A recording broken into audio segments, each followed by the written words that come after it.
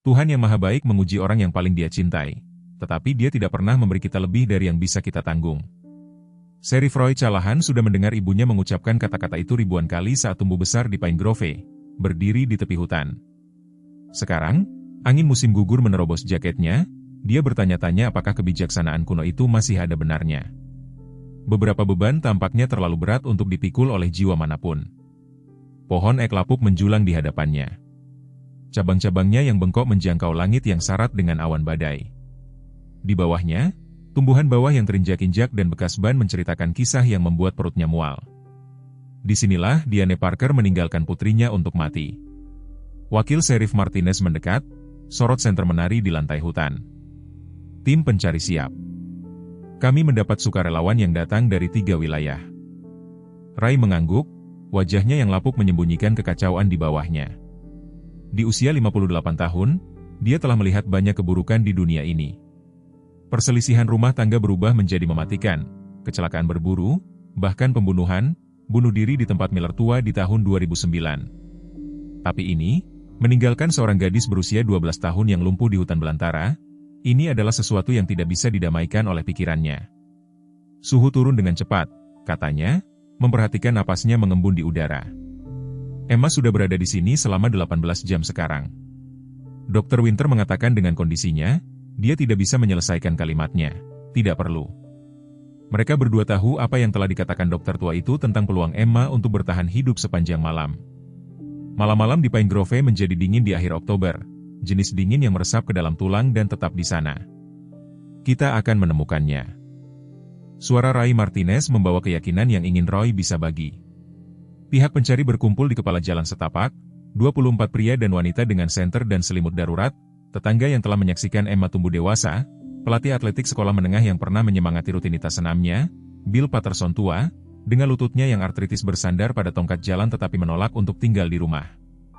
Baiklah, teman-teman, Ray berseru dengan suara beratnya, membawa percakapan bergumam. Emma Parker hilang sejak kemarin sore.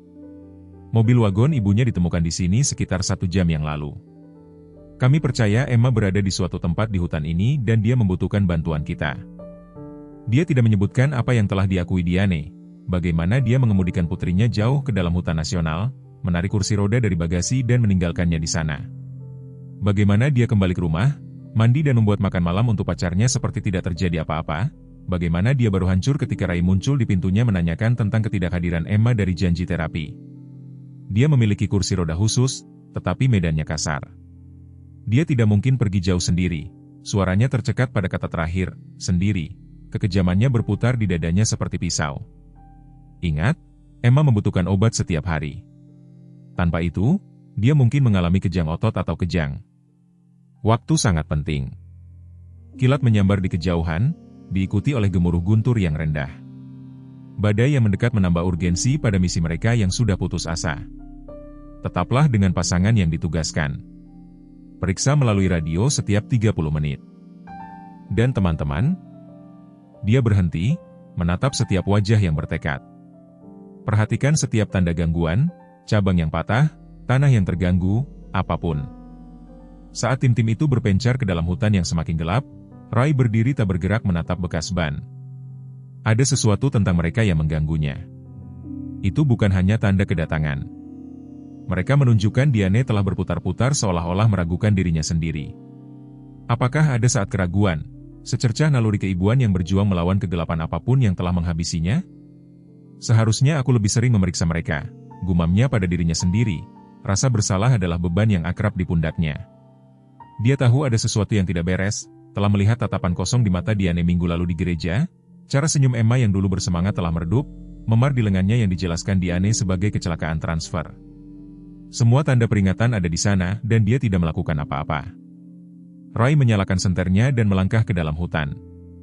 Sorot itu mengenai sesuatu yang reflektif sekitar 45 meter jauhnya, selembar pita metalik dari kursi roda Emma. Di sini, panggilnya, mempercepat langkahnya meskipun lututnya yang buruk memprotes. Kursi roda itu duduk kosong, terbalik ke sisinya seperti binatang yang terluka. Tidak, Emma, tidak ada tanda-tanda kemana dia mungkin pergi atau dibawa. Roy berlutut di sampingnya, jari-jarinya menyentuh rangka logam dingin. Buku sketsa Emma yang berharga masih diikatkan di samping. Halamannya berkibar tertiup angin yang bertiup kencang. Roy membuka resleting tas tahan air dan mengeluarkan buku itu. Gambar terbaru menunjukkan seekor anjing German Shepherd berdiri melindungi di samping seorang gadis di bawahnya dalam tulisan tangan yang hati-hati. Ranger ayah akan menemukanku jika aku tersesat. Anjing dinas Ranger Daniel Parker, yang diberikan Diane setelah kematian Daniel dalam kecelakaan itu. Roy tidak memikirkan anjing itu selama berbulan-bulan. Tetesan hujan besar pertama mengenai halaman itu, mengotori garis-garis pensil. Roy dengan cepat memasukkan buku sketsa itu ke dalam jaketnya saat langit terbuka. Hujan menghantam kanopi, menghantam dedaunan dan membasahi pakaiannya dalam hitungan detik. "Emma," teriaknya, suaranya ditelan oleh hujan deras yang tiba-tiba. "Emma." Hanya badai yang menjawab, suaranya semakin keras saat kilat membelah langit di atas. Malam tiba dengan cepat sekarang, kegelapan menyapu pepohonan seperti air banjir. Roy merasakan dingin meresap ke dalam tulangnya dan memikirkan Emma yang kurus dan rentan, di suatu tempat di hutan belantara ini. Berapa lama dia bisa bertahan? Pertanyaan itu menghantuinya saat dia mendorong lebih dalam ke dalam hutan mengikuti jejak pertumbuhan bawah yang rusak yang hampir tidak terlihat. Ibu macam apa yang meninggalkan anaknya untuk mati? Kota macam apa yang tidak memperhatikan keluarga yang berantakan? Hujan semakin deras, mengubah lantai hutan menjadi lumpur yang menghisap sepatu botnya dengan setiap langkah. Sorot senternya mengenai sesuatu yang pucat sekitar 19 meter di depan. Sepotong kain tersangkut di semak duri. Bergerak lebih dekat, dia mengenali kain itu bagian dari lengan baju dari sweater biru favorit Emma. Jantung Roy berdebar kencang di dadanya. Dia baru saja berada di sini sehingga hujan belum menghanyutkan semua jejak. "Aku mendapatkan sesuatu," teriaknya ke radionya, suaranya hampir hilang dalam amukan badai, di timur pohon ek, sekitar 1/4 mil, kain dari pakaian Emma. Saat konfirmasi berderak kembali melalui statis, Roy mendengar sesuatu yang lain, jauh tetapi berbeda. Gonggongan, lalu yang lain, bukan sembarang gonggongan. Tajam, berwibawa, militer, terlatih, mustahil, namun, Ranger, bisiknya lebih kepada dirinya sendiri daripada keyakinan sebenarnya. Gonggongan itu datang lagi, lebih mendesak, kali ini dari suatu tempat yang lebih dalam di hutan. Ray berdiri membeku sejenak, hujan mengalir di wajahnya, ingatan dan masa kini bertabrakan seperti awan petir di atas.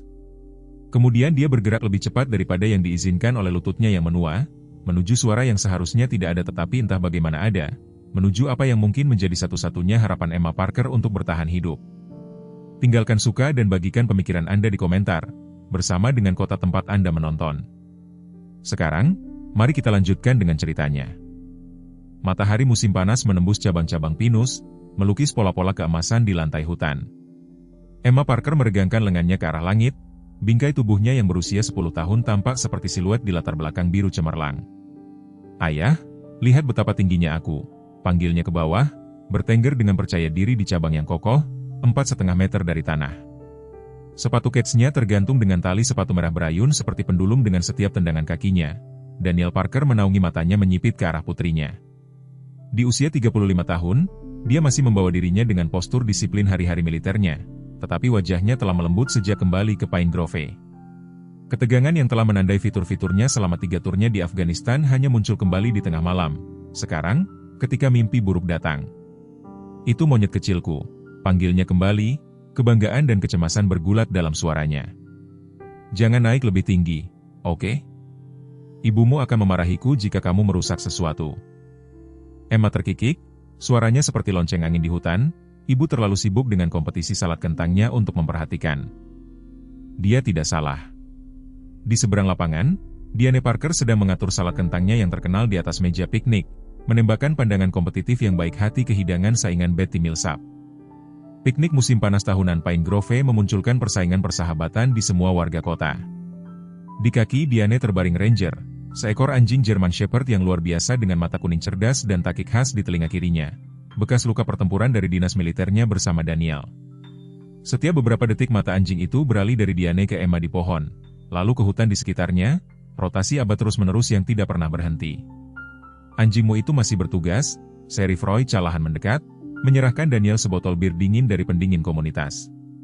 Kondensasi menempel pada botol kaca, menangkap sinar matahari seperti prisma kecil. Daniel menerimanya dengan anggukan, Ranger tidak benar-benar tahu bagaimana caranya untuk tidak bertugas. Kurasa itu membuat kita berdua sama. Roy terkekeh, garis tawannya semakin dalam. Dia mengenal Daniel sejak dia menjadi remaja liar yang mengendarai sepeda motor trail melalui ladang jagung janda Carson, telah menulisinya lebih dari satu kutipan sebelum anak laki-laki itu meluruskan diri dan bergabung dengan militer. Sekarang dia menganggapnya sebagai salah satu pria terbaik di Pine Grove. Anjing militer adalah sesuatu yang istimewa, kata Ray, mengamati pengawasan Methodist Ranger. Ayahku punya anjing pemburu yang bisa melacak apapun dengan aroma, tapi aku belum pernah melihat anjing dengan kesadaran seperti itu. Mata Daniel menjadi jauh. Di Kandahar, Ranger menemukan id yang akan menghabisi seluruh unit kami. Tidak ada pelatihan khusus untuk bahan peledak, dia hanya tahu ada sesuatu yang tidak beres, mulai bertingkah aneh, menolak untuk bergerak maju, dia menarik napas panjang dari birnya, menyelamatkan 18 nyawa hari itu. Di atas mereka, Emma bernyanyi pelan untuk dirinya sendiri, sebuah lagu yang setengah diingat dari radio saat dia menyeimbangkan diri di cabangnya, tanpa rasa takut dan bebas. Dia memiliki semangatmu, amati Ray. Daniel tersenyum, dan keras kepala ibunya. Surga membantu kita ketika dia menjadi remaja. Kamu akan berhasil. Kamu menghadapi yang lebih buruk. Sesuatu yang gelap berkedip di wajah Daniel. Itulah hal tentang perang, Ray. Itu tidak berakhir ketika kamu pulang. Itu mengikuti Anda, suaranya turun hingga hampir berbisik. Beberapa malam aku bangun berpikir aku kembali ke sana. Diane harus menenangkanku. Minggu lalu aku memecahkan lampu sebelum aku menyadari di mana aku berada. Roy meletakkan tangan yang mantap di bahu Daniel. Pengakuan itu tidak mengejutkan. Dia pernah melihatnya sebelumnya pada veteran yang kembali, tetapi Daniel tampaknya selalu menangani kehidupan sipil lebih baik daripada kebanyakan. Kamu berbicara dengan Vea tentang hal itu? Daniel mengangkat bahu, mendapat janji bulan depan. Daftar tunggu. Kamu tahu bagaimana itu? Dia memaksakan senyum, mengangguk ke arah Emma. Dia obat terbaikku, dia dan Diane. Seolah mendengar namanya, Emma melambai liar dari tempat bertenggernya. Ayah, aku bisa melihat danau dari sini. Jangan punya ide untuk memanjat untuk melihat California? Daniel memanggil balik sambil tertawa.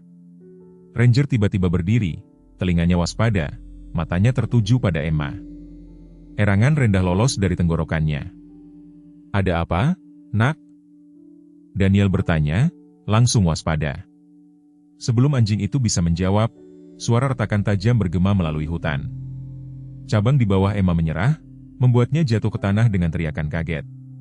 Daniel bergerak dengan refleks seorang veteran perang, menyelam ke depan, lengan terulur. Dia menangkapnya di dadanya. Benturan itu membuat mereka berdua jatuh ke lantai hutan dalam kekacauan anggota badan dan jarum pinus. Untuk sesaat, keheningan menggantung di lapangan. Kemudian tawa Emma yang terengah-engah menggelegak, tangkap yang bagus, ayah. Lengan Daniel mengencang di sekelilingnya, jantungnya berdebar kencang di dadanya. Kamu baik-baik saja, monyet? Ada yang sakit? Emma menggelengkan kepalanya, jarum pinus jatuh dari rambut coklatnya. Aku baik-baik saja. Kamu menyelamatkanku. Ranger mencapai mereka dengan batas-batas, berputar-putar dengan cemas, mengendus Emma dari ujung kepala sampai ujung kaki, seolah melakukan pemeriksaan medisnya sendiri. Hanya ketika dia tampak puas dia duduk kembali, masih waspada, Diane bergegas menghampiri, salad kentang terlupakan. Apa yang terjadi? Emma, kamu baik-baik saja? Cabang patah, jelas Daniel, membantu Emma berdiri. Dia baik-baik saja, hanya ketakutan. Diane menyapu serpihan hutan dari baju Emma, tangannya sedikit gemetar. Emma Parker, apa yang sudah kukatakan tentang memanjat begitu tinggi? Bahwa aku sebagian tupai dan perlu menghormati warisanku, jawab Emma dengan seringai nakal. Terlepas dari dirinya sendiri, Diane tertawa, menarik putrinya ke dalam pelukan erat. Kamu tidak mungkin, sama seperti ayahmu. Momen bahaya berlalu, keluarga itu menetap di meja piknik mereka. Daniel menyaksikan saat Emma memberi makan Ranger potongan hotdog ketika dia berpikir tidak ada yang melihat. Anjing itu menerima setiap persembahan dengan hati-hati, tidak pernah mengalihkan pandangannya dari anak didiknya. Anjing itu mencintainya lebih dari bacon, kata Diane, bersandar pada bahu Daniel. Dia protektif, jawab Daniel. Terkadang aku berpikir dia percaya dia bertanggung jawab, bukan kita. Saat sore hari berubah menjadi awal malam, Emma meringkuk di atas selimut, membuat sketsa di buku catatannya sementara orang dewasa mengobrol di sekitar api unggun komunitas. Ranger berbaring di sampingnya, tubuhnya melengkung melindungi bentuk tubuhnya yang kecil. Daniel mengawasi mereka dari seberang lapangan, sesuatu yang tegang dan cemas terurai di dadanya. Dia berjalan menghampiri Roy yang membantu orang tua Patterson memuat persediaan sisa ke dalam truknya. "Sheriff, ada waktu sebentar?" Roy mengangguk, memberikan pendingin terakhir kepada Patterson. "Ada apa?" Daniel melirik kembali ke Emma dan Ranger. "Jika sesuatu terjadi padaku, maukah kamu mengawasi mereka, Diane dan Emma?" "Maksudku," alis Roy berkerut. "Tentu saja aku akan, tapi tidak ada yang akan terjadi padamu. Nak, kamu berhasil kembali dari perang. Bagian terberat sudah berakhir." Tawa Daniel tidak mengandung humor. "Terkadang, aku tidak begitu yakin." Dia menjalankan tangan melalui rambutnya, gerakan gugup yang tersisa dari masa kecilnya. "Berjanjilah padaku, terutama Emma, dia istimewa, kau tahu, melihat dunia secara berbeda. Dan Ranger, dia harus tetap bersamanya, apapun yang terjadi." "Daniel, berjanjilah padaku, Ray." Intensitas di mata Daniel meresahkan. "Aku berjanji," kata Ray perlahan, "tapi kau membuatku sedikit takut di sini." Bahu Daniel sedikit rileks. "Maaf, kurasa aku masih membawa beberapa hal dari sana." Hiperkewaspadaan, kata psikiater itu, selalu menunggu hal buruk berikutnya. Saat langit memudar menjadi senja ungu, keluarga Parker mengemasi piknik mereka. Emma pulang dengan menunggang bahu ayahnya, tangan kecilnya bertumpu di atas kepalanya, tawanya melayang kembali ke Ray saat mereka berjalan ke mobil mereka. Ranger berlari di samping mereka, berhenti sekali untuk melihat kembali ke Roy, seolah mengukurnya, menilai janjinya. Kemudian anjing itu berbalik, berjalan beriringan di samping Daniel, selalu waspada, selalu siaga. Roy tidak mungkin mengetahuinya saat itu, berdiri dalam kegelapan yang berkumpul di malam musim panas yang sempurna, bahwa dalam waktu kurang dari 2 tahun hutan yang sama itu akan menjadi pemandangan tragedi yang tak terpikirkan, bahwa keluarga Parker akan hancur tanpa bisa dikenali, bahwa janji yang dibuat dengan santai akan menjadi sumpah terpenting dalam hidupnya. Saat suara Emma melayang kembali melalui pepohonan, menyanyikan beberapa lagu pop tentang tidak pernah menyerah, Ray merasakan dingin yang aneh, meskipun udara malam hangat, seperti firasat, meskipun dia tidak pernah percaya pada hal-hal seperti itu. "Kau ikut pertemuan kota besok?" Daniel memanggil balik. Mereka memberikan suara pada pembangunan baru di tepi danau itu. "Tidak akan melewatkannya," jawab Ray, menghilangkan kegelisahan sesaat. Dia mengawasi sampai mereka menghilang di jalan hutan. Ekor Ranger, hal terakhir yang terlihat dalam bayang-bayang yang semakin dalam. Hanya sebuah keluarga biasa di hari musim panas yang biasa, sempurna dan utuh dan tidak rusak, untuk saat ini. Lampu neon di kantor Sheriff Pine Grove berdengung dengan ketekunan mekanis, melemparkan warna pucat yang sakit-sakitan di atas lantai linoleum yang usang. Roy Callahan duduk di belakang mejanya menatap koleksi barang-barang yang tergeletak di hadapannya. File medis Emma Parker, peta hutan nasional yang ditandai dengan kuadran pencarian dan foto Emma berbingkai dari Natal lalu, sebelum kecelakaan yang merenggut nyawa ayahnya dan membuatnya lumpuh. Senyumnya di foto itu menghantuinya penuh kehidupan, tidak menyadari perubahan kejam yang akan segera terjadi di dunianya. Tangan Roy sedikit gemetar saat dia meraih cangkir kopinya, cangkir ketiganya sejak tengah malam. Keramik itu terasa dingin di telapak tangannya, kopi di dalamnya sudah lama menjadi dingin. Dia tetap meminumnya, meringis pada rasa pahitnya. "Tidak ada pembaruan dari tim 3, kata wakil Martinez, memasuki dengan setumpuk laporan cuaca cetak. "Badai semakin hebat. Dinas Cuaca Nasional mengatakan kita bisa mendapatkan 7,5 cm hujan sebelum fajar." Ray mengangguk, rahangnya mengepal begitu erat sehingga dia bisa merasakan sakit kepala membangun di pelipisnya. 7,5 cm hujan berarti sungai yang banjir, tanah longsor, hipotermia bagi siapapun yang tertangkap. Untuk seorang gadis berusia 12 tahun dengan mobilitas terbatas, itu bisa berarti kematian. "Bagaimana dengan Diane?" Roy bertanya, meskipun dia sudah tahu jawabannya. "Masih tidak berbicara kecuali dengan pengacaranya." Martinez ragu-ragu, "Anda ingin pendapat saya?" Dia mengalami semacam gangguan mental. Terus bergoyang maju mundur, meminta pacarnya. Jari-jari Roy mengepal menjadi tinju, buku-buku jari memutih karena pengekangan. Frank Mercer, bercerai 2 kali, Pindah ke Pine Grove 8 bulan yang lalu dan menjilat jalan ke dalam kehidupan Diane saat dia masih mentah karena kesedihan. Jenis pria yang memiliki jawaban untuk segalanya dan memandang anak cacat sebagai ketidaknyamanan daripada manusia. Frank tidak ada dalam sistem untuk pelanggaran kekerasan, lanjut Martinez. Tapi dia punya serangkaian keluhan dari mantan pacar, pelecehan emosional, manipulasi keuangan, satu perintah penahanan yang kemudian dibatalkan. Apakah dia punya properti di hutan, kabin berburu, tempat memancing? Tidak ada yang terdaftar. Kami sedang memeriksa dengan teman-temannya di pabrik. Roy mendorong mejanya ke belakang, kaki kursi bergesekan dengan lantai. Lututnya memprotes saat dia berdiri, cedera sepak bola lama dari masa sekolah menengahnya, diperparah oleh tahun-tahun berjalan di medan pegunungan Pine Grove County. Seharusnya aku berada di luar sana, katanya lebih kepada dirinya sendiri daripada kepada Martinez. Kau mengordinasikan pencarian. Roy tidak bisa melakukan itu dari lapangan. Aku berjanji pada Daniel aku akan menjaga mereka. Kata-kata itu terasa seperti abu di mulutnya. Pekerjaan macam apa yang sudah kulakukan? Sebelum Martinez bisa menjawab, pintu kantor terbuka. Dr. Eleanor Winters masuk, membawa serta aroma antiseptik dan peppermint yang samar. Di usia 73 tahun, dokter kota bergerak lebih lambat daripada di masa mudanya, tetapi pikirannya tetap setajam silet.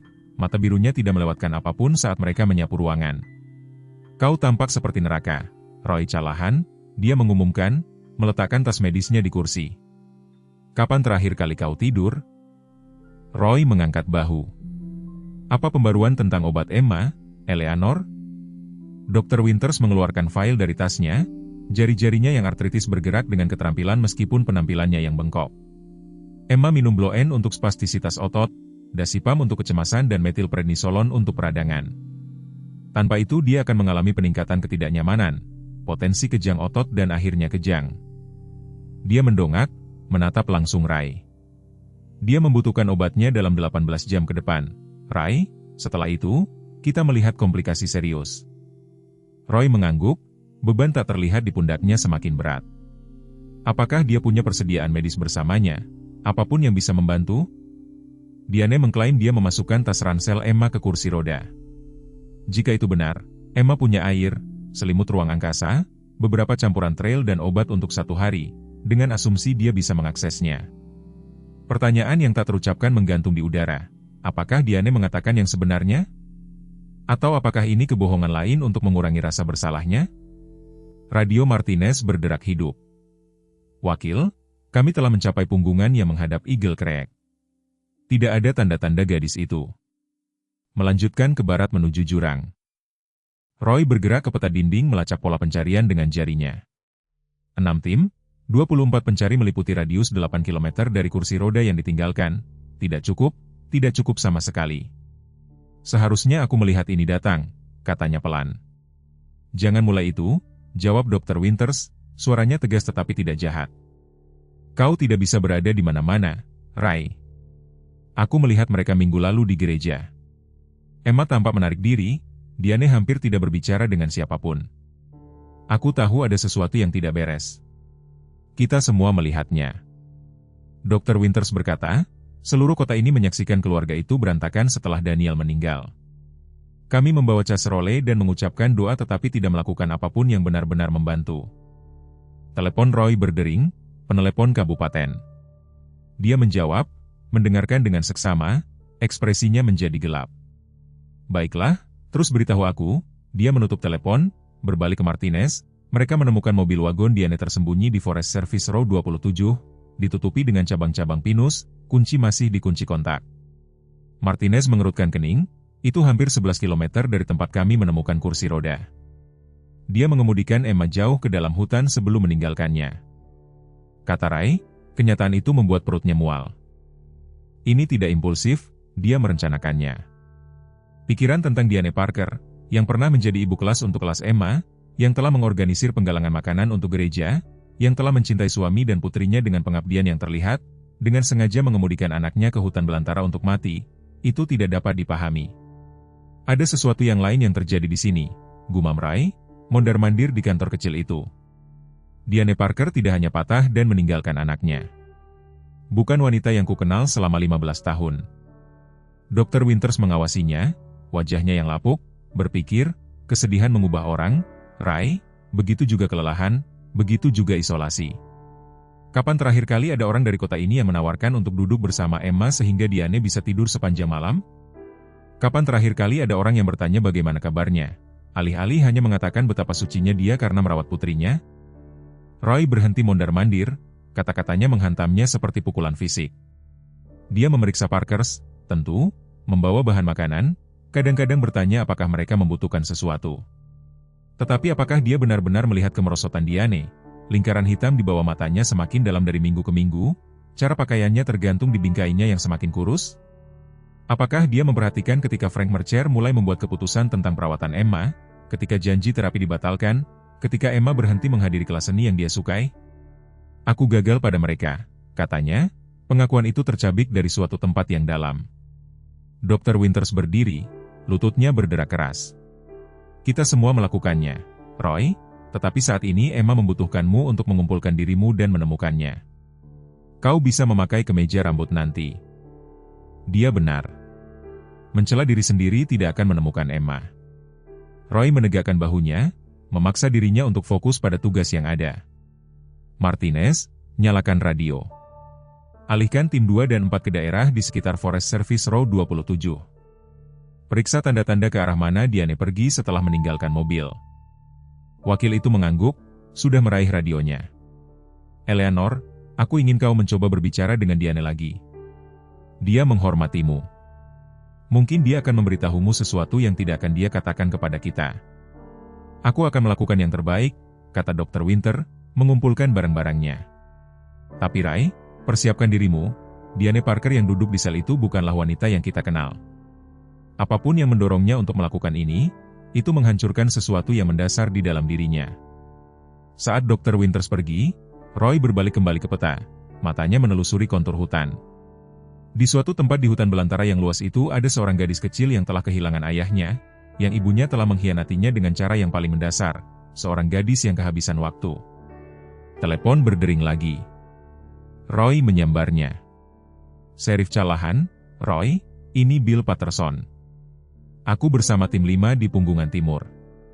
Kami baru saja menemukan sesuatu yang perlu kau lihat. Denyut nadi Roy meningkat. Emma? Tidak, bukan gadis itu. Tetapi kami menemukan jejak, bukan jejak manusia. Suara Patterson turun lebih rendah. Ray, aku telah berburu di hutan ini selama 60 tahun.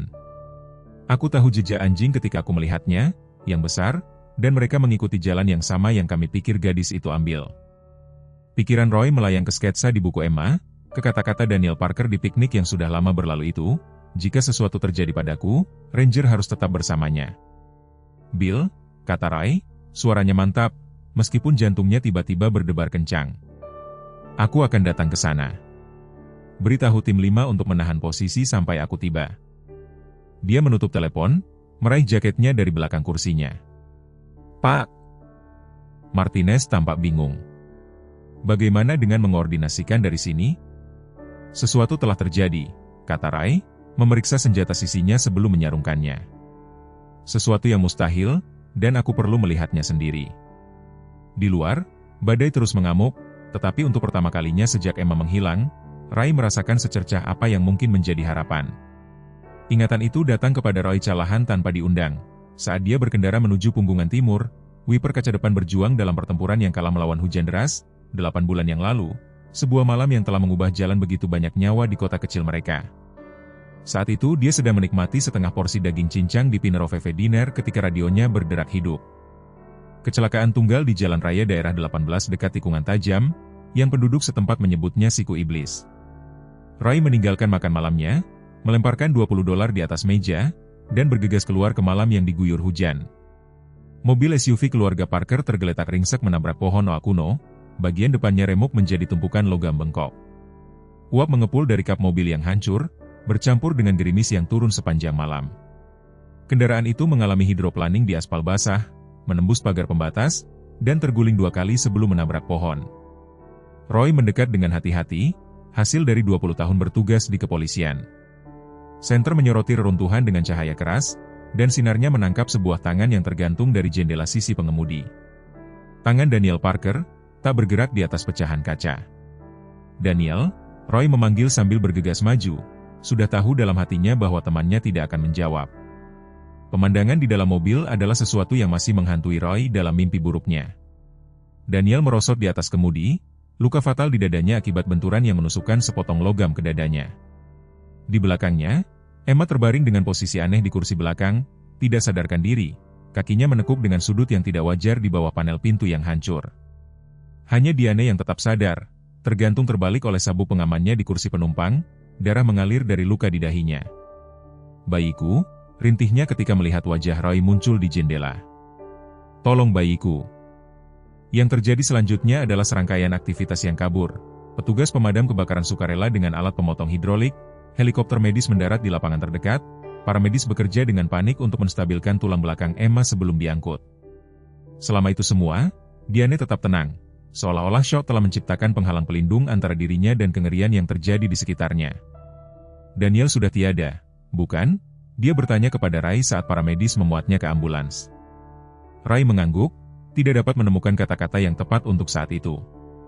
Dia menjangkau ke belakang untuk memeriksa Emma, kata Diane, suaranya hampa, "Saat itulah kami menabrak air di jalan. Saat itulah kami kehilangan kendali." Jari-jarinya mencengkeram lengan baju Ray. Apakah dia akan bisa berjalan lagi? Dia tidak tahu saat itu.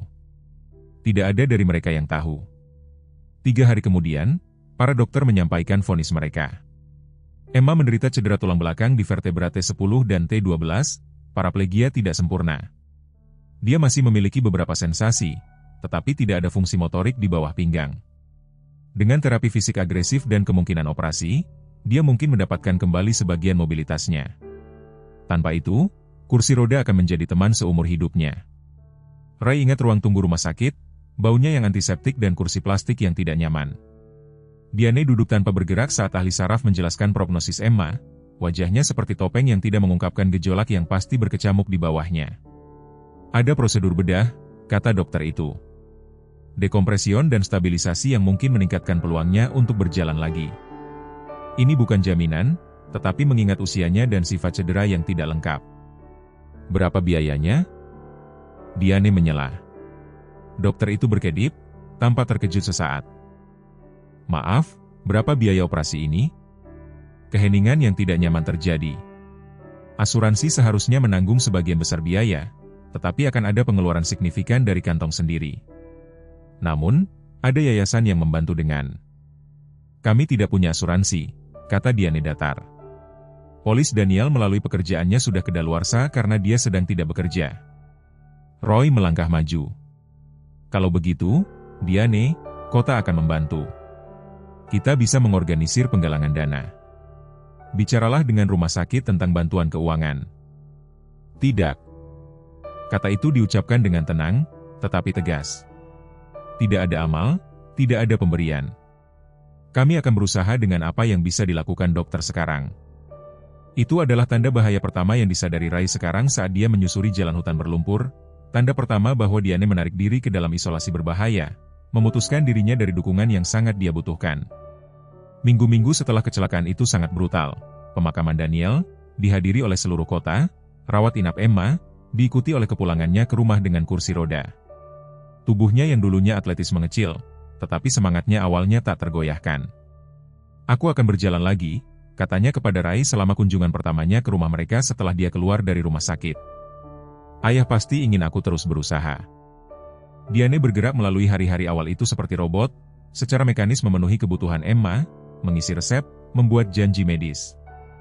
Dia menolak tawaran bantuan dengan senyum rapuh dan mata yang semakin cekung. Kemudian tiba hari Roy berkunjung dan menemukan Ranger hilang. "Dia terlalu merepotkan," jelas Diane, tanpa menatap matanya. "Sebuah keluarga di Westbrook membawanya. Mereka punya tanah dan anjing lain. Dia akan lebih bahagia di sana." Emma tidak ada di rumah hari itu, sedang terapi fisik, kata Diane. Kemudian Ray bertanya-tanya apakah itu disengaja. Apakah Diane menunggu sampai Emma pergi untuk menyingkirkan anjing itu, yang merupakan hubungan terakhirnya dengan ayahnya. Perubahan yang lebih mengkhawatirkan menyusul. Emma mulai bolos sekolah, lalu janji terapi. Diane berhenti dari pekerjaan paruh waktunya di perpustakaan, dengan alasan kebutuhan untuk merawat Emma penuh waktu. Rumah kecil mereka, yang dulunya terpelihara dengan cermat, menunjukkan tanda-tanda pengabaian, cat mengelupas, taman tidak terawat, surat menumpuk di beranda. Dan kemudian Frank Mercer muncul dalam hidup mereka. Ray ingat pertama kali dia melihat pria itu di rumah Parker 6 bulan setelah kecelakaan itu, tinggi dan kurus, dengan senyum palsu yang tidak pernah mencapai matanya. Frank sedang mengganti bola lampu di beranda ketika Roy mampir untuk mengantarkan casserole dari ibu-ibu gereja. "Anda pasti Sheriff," kata Frank, mengulurkan tangan. "Diane sudah cerita banyak tentang Anda." Sesuatu tentang pria itu langsung membuat Roy curiga, kelicikan, kualitas penampilan dalam keramahannya. Tetapi dia menjabat tangan yang ditawarkan itu, memperhatikan jam tangan mahal yang tampaknya tidak sesuai dengan pekerjaan Frank di pabrik kayu. "Frank sangat membantu," kata Diane, muncul di ambang pintu. Dia tampak lebih baik daripada yang dilihat Ray selama berbulan-bulan. Rambut ditata segar, memakai riasan, percikan animasi di matanya yang sebelumnya kosong. "Dia membantu saya mengatur semuanya kembali." Namun, Emma tidak tampak di ruang tamu tempat dia biasanya duduk menggambar atau membaca. Ketika Roy bertanya tentangnya, senyum Diane menegang hampir tak terlihat. Dia sedang istirahat. Obat baru membuatnya mengantuk. Frank dengan lancar menyela. "Anak malang itu mengalami masa sulit.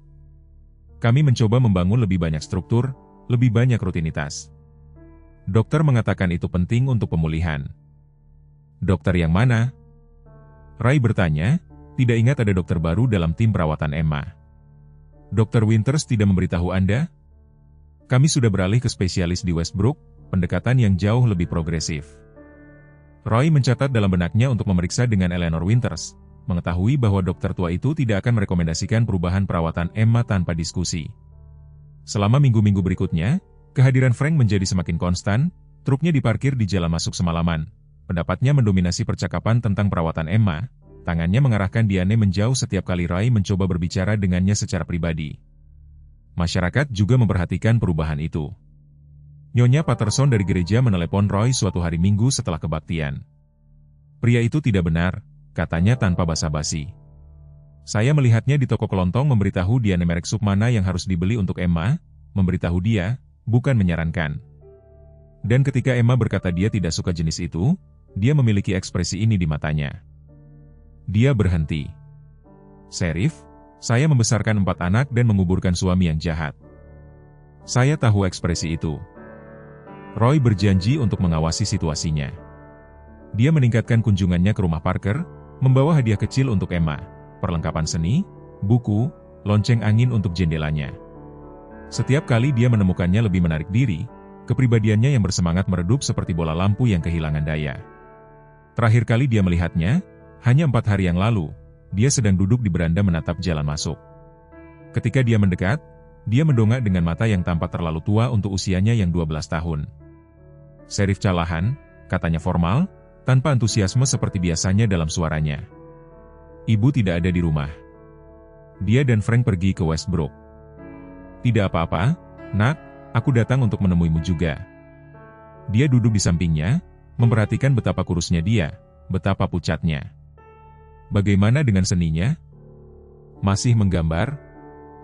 Dia mengangkat bahu. "Frank bilang seni tidak akan memberiku pekerjaan suatu hari nanti. Katanya aku harus fokus pada keterampilan komputer saja." "Frank bukan bosmu," kata Ray ringan, mencoba membujuknya untuk tersenyum. Emma menatapnya, lalu benar-benar menatapnya, sesuatu yang putus asa dan memohon dalam tatapannya. Dia akan pindah secara permanen minggu depan. Mereka akan menikah di musim semi. "Aku tidak tahu itu. Ibu bilang itu yang terbaik, bahwa kita membutuhkan seorang pria di sekitar rumah." Jari-jarinya memilin di pangkuannya. "Sheriff Callahan, apakah Anda tahu kemana Ranger pergi?" "Ibu bilang dia ada di pertanian, tapi aku sudah menelepon semua pertanian di Westbrook dan tidak ada yang memilikinya." Pertanyaan itu membuat Roy lengah. "Aku tidak yakin, Emma. Aku bisa bertanya-tanya jika kamu mau." "Tolong," bisiknya. "Aku bermimpi tentang dia kadang-kadang, bahwa dia kembali untukku." Roy berjanji untuk menyelidikinya, meremas bahunya yang kurus dengan lembut sebelum pergi, dan dia bermaksud untuk menindaklanjutinya, bahkan telah melakukan beberapa panggilan ke kontak di Westbrook, tetapi perkelahian di bar Ponderosa dan pembobolan di apotek telah menghabiskan perhatiannya. Sekarang, saat Bronco Roy melaju di jalan hutan yang berlubang menuju posisi tim pencari, kesempatan yang terlewat itu membebani dirinya seperti batu. Dia seharusnya mencari anjing itu lebih keras, seharusnya menanyai Frank lebih teliti, seharusnya bersikeras untuk berbicara dengan Diane sendirian, seharusnya melakukan sesuatu, apapun sebelum sampai pada ini. Seorang anak yang ditinggalkan di hutan belantara, seorang ibu dalam tahanan, hancur tak bisa dikenali, dan di suatu tempat di antaranya, kebenaran yang tetap menggoda, menakutkan, di luar jangkauan. Bukit timur hutan Pinerove tampak gelap melawan langit yang penuh badai, disiluetkan oleh kilatan petir sesekali yang mengubah malam menjadi siang selama detik-detik yang menyesakkan napas.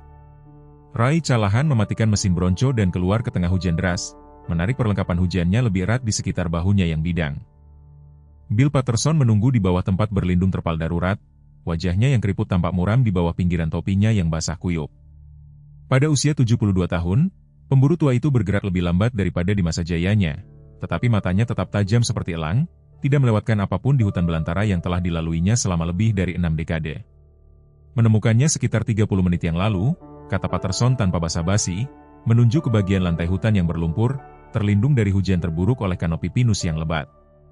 Jejak anjing, jelas sekali. Jejak besar. Roy berjongkok di samping jejak-jejak itu di tanah yang lunak, mengarahkan senternya ke atasnya. Jejak kaki itu tidak salah lagi. Besar, berbeda, pola langkah anjing yang bergerak dengan tujuan, bergerak menuju sesuatu. Bisa jadi anjing liar, Martinez menyarankan sambil bergabung dengan mereka di bawah terpal, atau anjing pemburu seseorang yang terlepas. Patterson menggelengkan kepalanya. Ini bukan sembarang jejak anjing. Lihat ukurannya, jaraknya. Itu adalah anjing gembala atau sesuatu yang serupa, terlatih militer. Saya berani bertaruh pensiun saya untuk itu. Lihat bagaimana mereka tidak pernah goyah, anjing dalam misi. Roy menelusuri tepi salah satu jejak dengan ujung jarinya, pikirannya berpacu. Ke arah mana mereka menuju? Barat laut, menuju jurang iblis. Mulai mengikutinya sekitar setengah mil yang lalu kehilangan jejaknya di beberapa medan berbatu. Patterson ragu-ragu. Ada sesuatu yang lain, Sheriff. Menemukan ini tersangkut di semak duri. Dia mengulurkan kantong bukti plastik kecil. Di dalamnya ada sepotong kain merah yang lapuk dengan pola khas.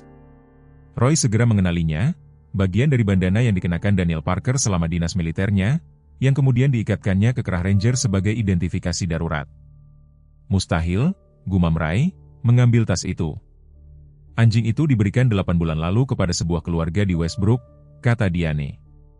Yah, dia ada di sini sekarang, kata Patterson sederhana, dan dari kesegaran jejak itu, dia lewat kurang dari 2 jam yang lalu. Martinez melihat di antara mereka, kebingungan terlihat di wajahnya yang muda. Saya tidak mengerti. Mengapa seekor anjing dari Westbrook berada jauh di sini dan mengapa itu penting? Ray memasukkan potongan kain itu ke dalam sakunya, sudah bergerak menuju jalan setapak yang mengarah lebih dalam ke hutan. Karena ini bukan sembarang anjing. Ini Ranger, anjing dinas militer Daniel Parker, anjing Emma. Pak, dengan segala hormat, bahkan jika itu anjing Parker, bagaimana dia tahu untuk datang ke sini mencari gadis itu? Roy tidak segera menjawab, pikirannya menimpa masa kini dengan gambaran dari masa lalu. Suara Daniel bergema dalam ingatannya. Jika sesuatu terjadi padaku, Ranger harus tetap bersamanya. Saya tidak tahu, akunya akhirnya, tapi saya akan mencari tahu. Patterson, Anda tetap bersama tim pencari. Martinez, Anda ikut saya. Kita ikuti jejak itu. Di seberang kota, di ruang interogasi yang steril di kantor Sheriff Pinerove, Dr. Eleanor Winters duduk di hadapan Diane Parker. Wanita yang lebih muda itu tampak 10 tahun lebih tua sejak kematian suaminya. Rambut coklatnya yang dulu berkilau tergantung lemas di sekitar wajah yang cekung karena kesedihan dan stres. Lingkaran hitam di bawah matanya seperti memar. Mereka akan menuduhku melakukan percobaan pembunuhan, kata Diane datar, menatap tangannya. Bukan begitu? Eleanor tidak menjawab langsung. Setelah 5 dekade berpraktik kedokteran di sebuah kota kecil, dia telah belajar bahwa terkadang respons terbaik adalah keheningan, ruang bagi kebenaran untuk mengisi. Aku tidak ingin dia mati, Diane melanjutkan setelah beberapa saat. Aku hanya tidak tahan lagi. Apa kau mengerti? Bantu aku mengerti, kata Elaner, suaranya lembut tetapi tegas. Kau sudah mengenalku sejak kau lahir, Diane. Aku yang melahirkanmu. Demi Tuhan, bicaralah padaku, bukan sebagai dokter, bukan sebagai saksi, hanya sebagai seseorang yang peduli padamu, dan Emma. Bahu Diane merosot, postur tubuh kaku yang telah dipertahankannya sepanjang interogasi awal akhirnya runtuh. Itu dimulai dengan hal-hal kecil, lupa mengisi ulang obat-obatannya, bersikap kasar padanya ketika dia membutuhkan bantuan, pindah ke toilet, membenci tatapan orang-orang yang mengasihani dia, mengagumi dia, untukku. Tawanya hampa. Diane yang kuat, merawat putrinya yang cacat. Tidak ada yang melihat bagaimana aku berteriak ke bantal di malam hari, bagaimana kadang-kadang aku bahkan tidak bisa melihatnya karena yang kulihat hanyalah Daniel yang sekarat saat mencoba memeriksanya. Kau tenggelam, amati Elaner. Mengapa kau tidak menjangkau? Kebanggaan pada awalnya, lalu rasa malu, lalu Frank, suara Diane menghilang. Ceritakan padaku tentang Frank. Emosi kompleks melintasi wajah Diane, sebagian kerinduan, sebagian ketakutan. Dia memperhatikanku. Setelah berbulan-bulan menjadi tidak terlihat, menjadi hanya ibu Emma atau janda Daniel, seseorang akhirnya melihatku. Dia bilang aku pantas mendapatkan kehidupan juga, bahwa aku telah melakukan tugasku, tetapi sekarang saatnya untuk memikirkan diriku sendiri. Eleanor mempertahankan ekspresi netralnya, meskipun secara internal dia merasakan gelombang kemarahan terhadap pria yang telah mengeksploitasi keputusasaan wanita yang rentan ini. Dan Emma, apa pendapat Frank tentangnya? Dia mencoba. Pada awalnya, dia akan membawakannya hadiah, berbicara tentang sekolah dengan program untuk anak-anak seperti dia. Tapi kemudian, tangan Diane saling memilin, dia mulai mengatakan bahwa dia memanipulasiku, menggunakan kecacatannya untuk mengendalikanku, bahwa dia bertindak lebih tidak berdaya daripada yang sebenarnya. Dan kau mempercayainya? Mata Diane berlinang air mata. Aku ingin mempercayai sesuatu, apapun yang membuat rasa bersalahnya tidak terlalu menghancurkan.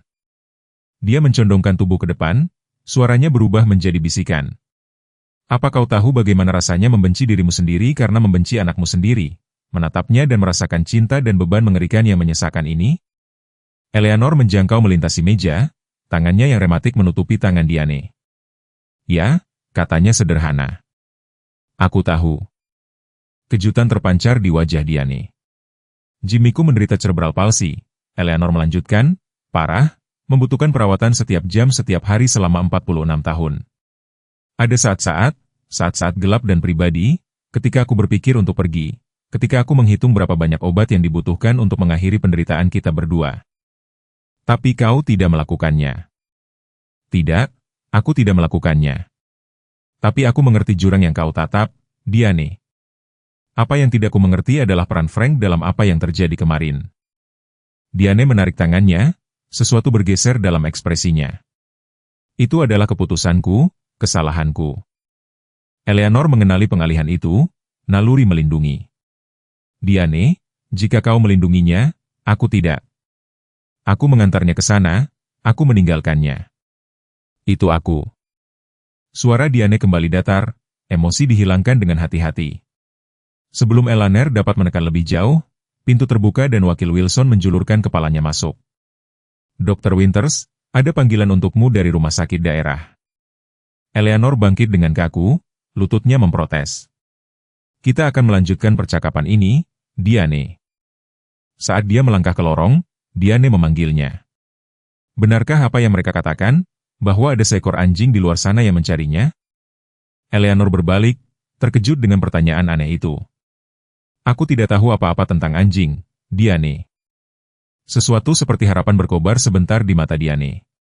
Jika itu Ranger, dia akan menemukannya. Dia selalu melindunginya. Sementara itu, jauh di dalam hutan, Emma Parker terombang-ambing dalam dan keluar dari kesadaran, hawa dingin meresap melalui pakaian tipisnya meskipun ada tempat berlindung darurat dari batang pohon dan cabang-cabang yang tumbang. Hujan menemukan jalannya melalui celah-celah di atapnya yang kasar, menetes ke wajahnya dalam ritme yang tidak teratur yang mencegah tidur nyenyak. Dia tidak menangis ketika ibunya pergi. Syoknya terlalu lengkap, terlalu luar biasa untuk air mata. Sebaliknya, dia menatap lampu belakang yang mundur sampai menghilang, lalu mengalihkan perhatiannya ke hal-hal praktis, menyeret dirinya dari kursi roda yang terbalik, mengambil ranselnya, mencari tempat berlindung sebelum badai menghantam. Obat terakhirnya telah diminum beberapa jam yang lalu. Dia sudah bisa merasakan ketegangan yang familiar membangun di otot-ototnya, pertanda kejang yang menyakitkan yang akan menyusul tanpa dosis regulernya. Waktu terus berjalan tentang berapa lama dia bisa tetap sadar. "Ayah," bisiknya ke dalam kegelapan, "aku berharap kau ada di sini." Sebuah ranting patah di dekatnya, suara tajam dan disengaja yang mengirimkan sentakan ketakutan melalui tubuhnya yang kelelahan. Emma membeku, berusaha keras untuk mendengar di atas gemuruh hujan dan guntur yang bergulir melintasi langit dalam gelombang yang tidak menyenangkan. Patahan lain, lebih dekat sekarang. Sesuatu yang besar bergerak menuju tempat berlindungnya, mendorong melalui semak belukar dengan tekad yang mantap. Tangan Emma mengepal di sekitar cabang yang patah, senjata yang menyedihkan, tetapi satu-satunya yang tersedia. Jantungnya berdebar kencang di dadanya saat sebuah bentuk gelap muncul dari pepohonan, berhenti di tepi pembukaan kecilnya.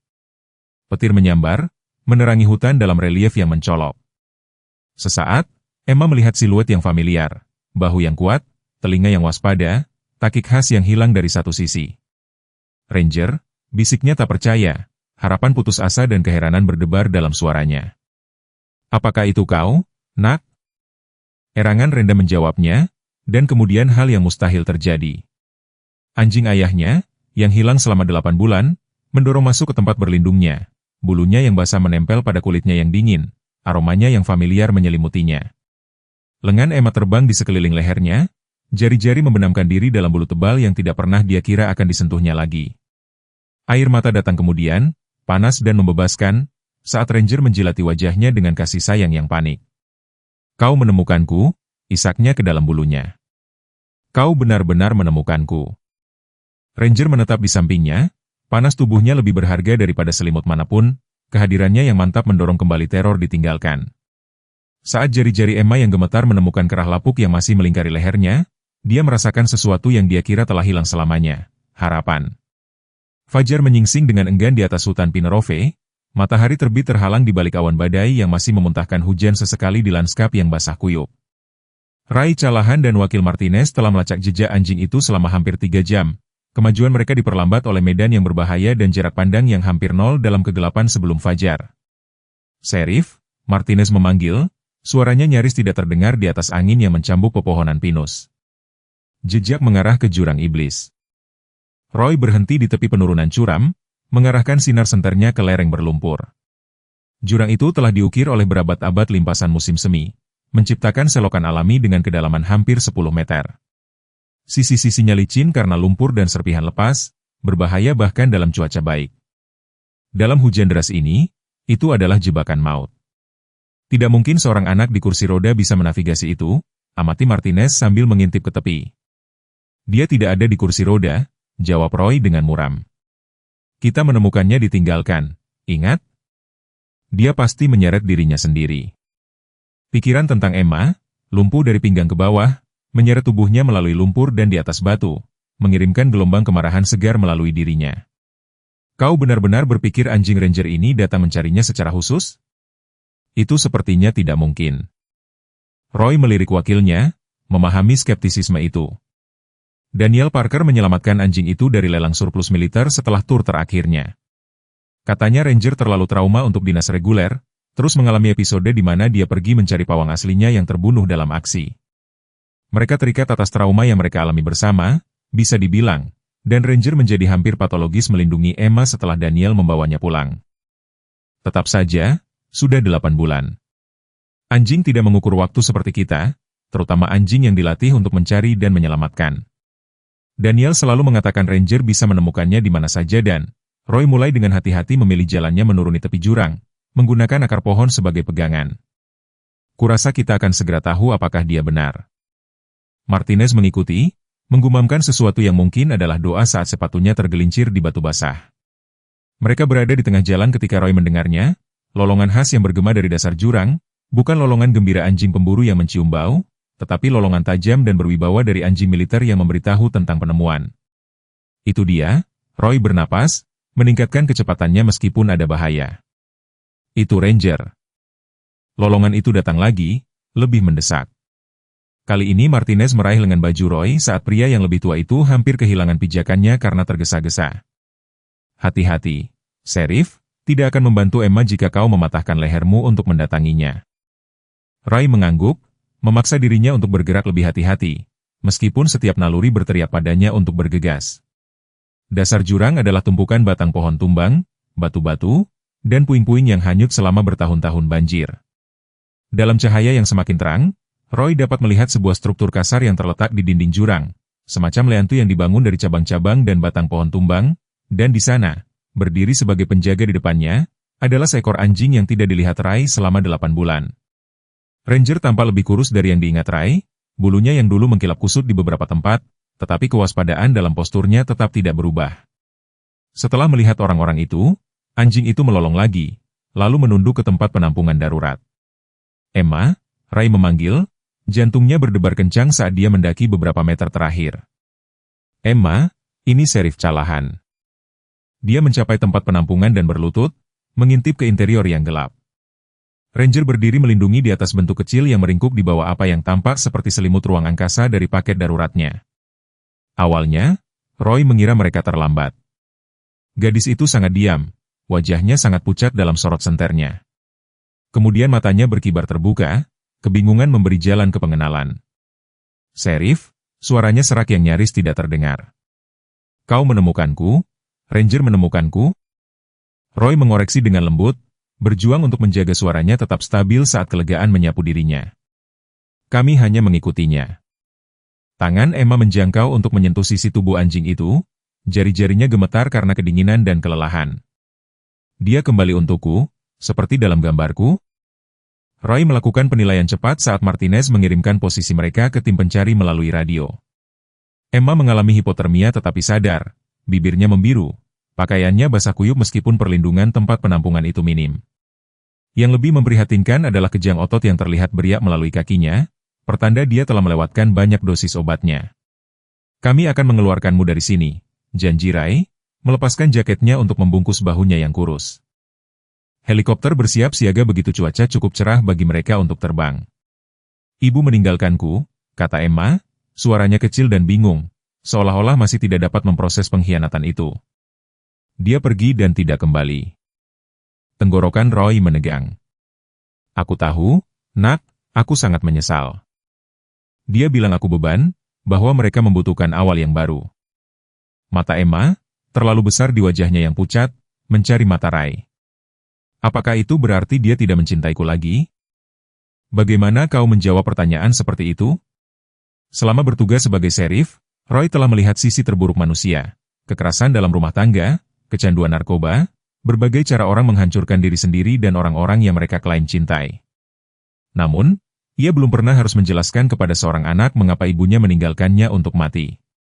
Ibumu sedang sakit parah, katanya akhirnya, bukan tubuhnya, tapi pikirannya, hatinya. Terkadang, ketika orang sangat terluka, mereka membuat pilihan buruk yang tidak akan pernah mereka buat jika mereka berpikir jernih. Itu adalah kebenaran, meskipun tidak seluruhnya. Sisanya, manipulasi Frank, kondisi mental Dian yang memburuk, sistem yang telah mengecewakan mereka semua bisa menunggu sampai Emma aman. Apakah dia dalam masalah? Tanya Emma. Ya, jawab Ray jujur, tapi sekarang yang perlu kamu khawatirkan hanyalah menghangatkan diri dan mengeringkan badan. Kita akan memikirkan sisanya nanti. Seolah memahami bahwa percakapan itu terlalu sulit bagi anak yang diasuhnya, Ranger bergerak mendekat ke Emma, menempelkan tubuhnya yang hangat ke tubuh Emma.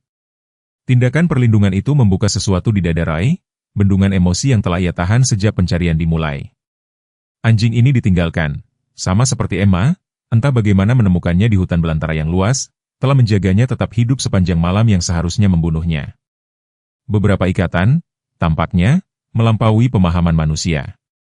Martinez kembali berjongkok di pintu masuk tempat perlindungan, tim medis sedang dalam perjalanan. Seharusnya tiba dalam waktu sekitar 20 menit. Dia melirik Emma, lalu kembali ke Ray, merendahkan suaranya. Kita punya situasi lain yang berkembang. Frank Mercer muncul di kantor polisi menanyakan tentang Diane.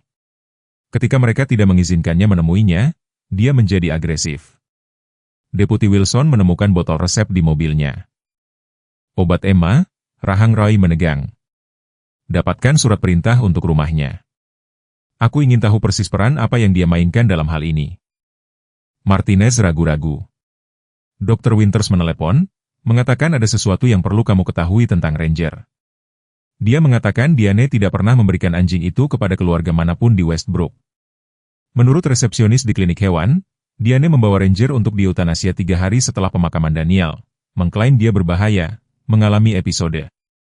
Roy memandang anjing gembala itu sekarang meringkuk melindungi Emma, gambaran kesetiaan anjing yang sempurna. Jelas itu tidak terjadi. Tidak, rupanya dokter hewan tidak bisa melakukannya.